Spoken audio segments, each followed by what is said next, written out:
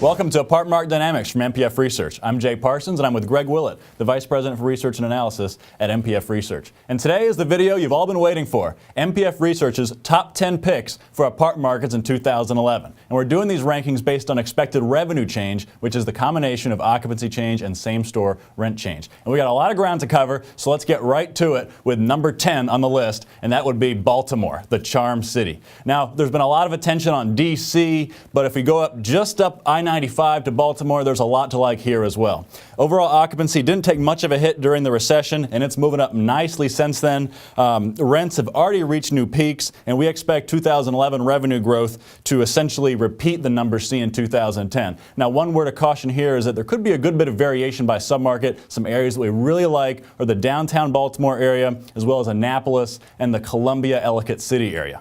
So our number 9 choice for 2011 is Raleigh. And while a lot of the markets that are on the top 10 list for the coming year are holdovers from last year's top performers, Raleigh is one of those newcomers. During the course of the past year, significant growth in occupancy, but it was really at the end of the year just getting to the point where rents were ready to take off. So we think that's going to happen over the coming year. What we really like about Raleigh: great demographics, a terrific job growth outlook, significant premium to buy versus rent. So this one really looks strong. The one thing that we'll have to worry about on down the line is too much construction, but really there's not much of anything that's going to complete in 2011 or even 2012 at this point. And at number 8 is Fort Lauderdale. Like Raleigh, Fort Lauderdale's occupancy rate approached the essentially full mark by the end of 2010, and that should set the stage for very nice rent growth in 2011. And one thing that separates Broward County from the rest of South Florida is that the shadow market tends to play less of a role here versus Miami and West Palm Beach, and that should allow for more demand for the traditional apartments. And another thing to like about Fort Lauderdale is there really wasn't a lot of total housing production in the last cycle, and so it really should only take a couple of years to burn off the excess inventory, and that should allow for occupancy rates to remain pretty strong and for rents to keep on moving up. At number 7 on the list, we have San Francisco. It's a market where there's been lots of momentum over the past year in select submarkets, but some neighborhoods have been trailing. And so what we really like about it in the coming year is we think those laggards are going to heat up as well. So really strong performances across the metro. Another thing to like about this one is the fact that single-family home prices have started to recover more quickly in Northern California than in Southern California. With pricing so expensive in San Francisco, you really don't lose a lot of people to single-family home purchase, but the fact that pricing is going up will help operators on the apartment side gain the confidence to push rents.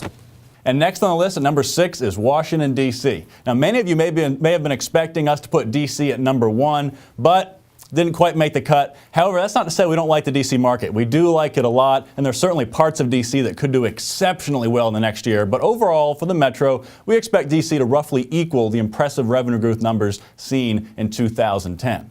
Now, like I said earlier, there could be some good variation by submarket. One thing that's really going to help D.C. is that the region is going to be a big winner in the military's realignment of bases, and that's going to start in 2011. And another thing to watch for is the pickup in apartment construction. Pretty much every developer has targeted D.C. and is looking for sites, has already announced new construction projects. So it'll be interesting to see how that begins to take shape in 2011, although certainly very few projects will actually be completing in the next year. Well, in the number 5 spot this time, Jay, we have Denver. It is one that really took a dramatic turn during 2010, really showing no signs of life all the way through the end of 2009, but the very beginning of last year, suddenly big demand starts showing up, occupancy increases, rents start climbing rapidly. What do we like about Denver? It goes back to some of those same things we talked about with Raleigh. Love the employment outlook, love the demographics, love the fact that there's a pretty significant premium to buy versus rent. I'll also go back to the Raleigh comments. We're going to have to watch this one for some new construction starts, and it could heat up pretty quickly, but not much coming online specifically in 2011.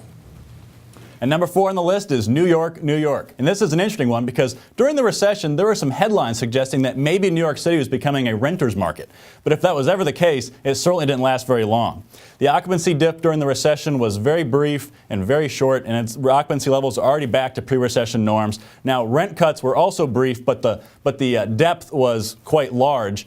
And that said, in 2010, rents were pushed up significantly. New York ranked among the nation's leaders for rent growth. And with occupancy in strong shape and with New York gaining some jobs again, there is no reason not to expect very significant rent growth in 2011. Going to that number 3 spot, we have got Boston. And if there's an employment surprise over the past year, it probably is the Boston market, which in absolute terms has been right up there with Washington, D.C. and some of the Texas leaders in how much the employment growth has really kicked in this market already.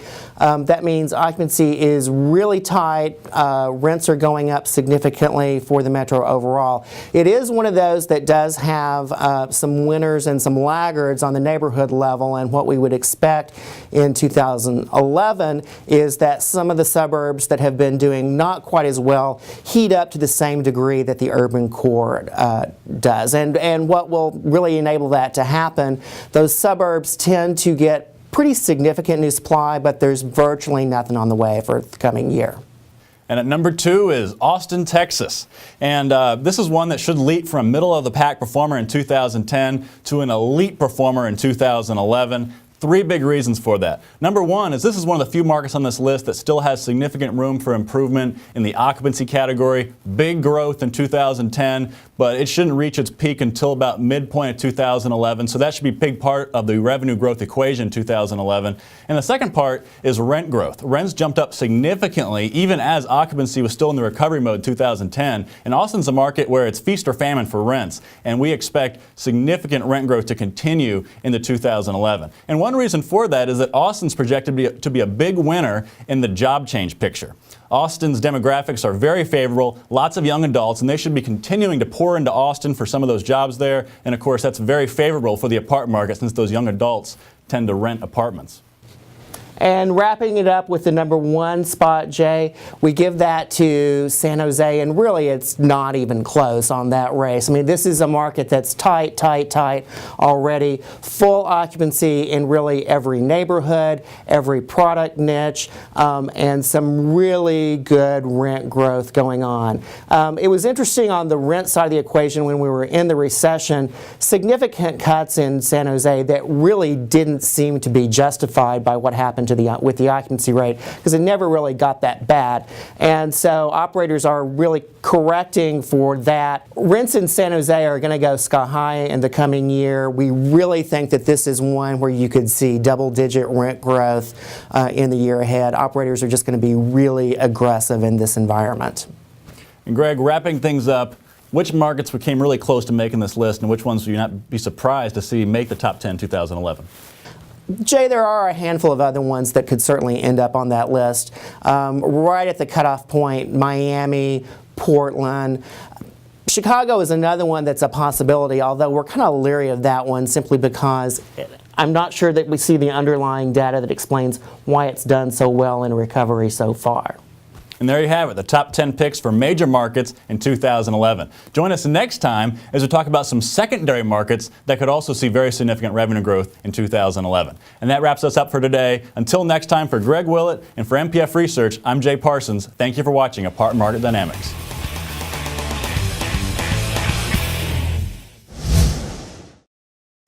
Want more?